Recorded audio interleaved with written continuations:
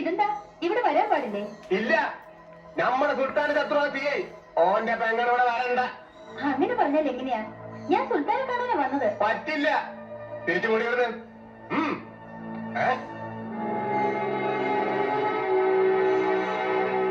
മായൻകുട്ടി,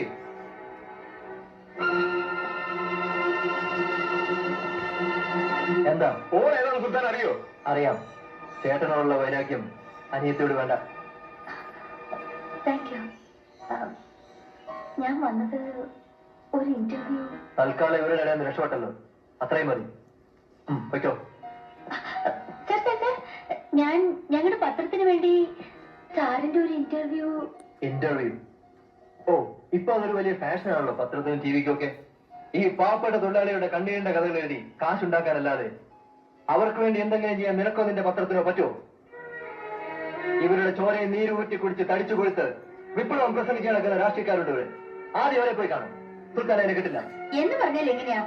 ഈ വലിയങ്ങാടി മുഴുവൻ അടക്കി ഭരിക്കുന്ന സുൽത്താന്റെ വീരകഥകൾ ഇവിടുത്തെ ജനങ്ങൾക്ക് അറിഞ്ഞോട്ടെ. എന്താണ് നിനക്ക് അറിയേണ്ടത്?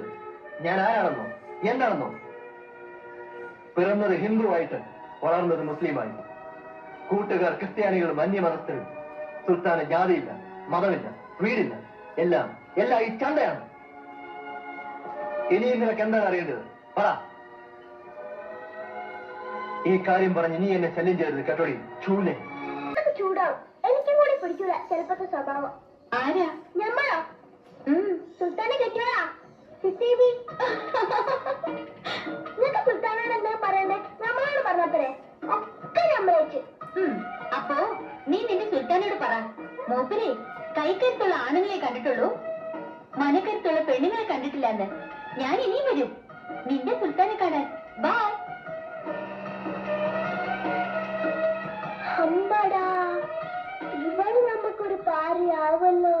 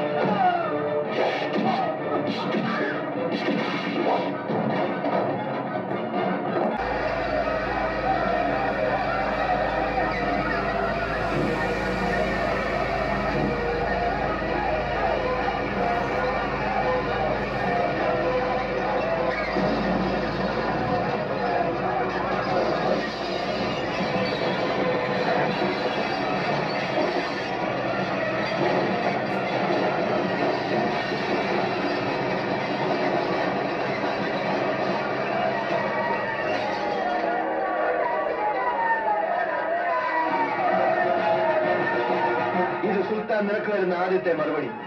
ഇനിയും വലിയ കാലുകുത്തിയാൽ നിന്റെയും ഗതിയിൽ തന്നെ ആയിരിക്കും. മിച്ചോളൊക്കെ പോവാ.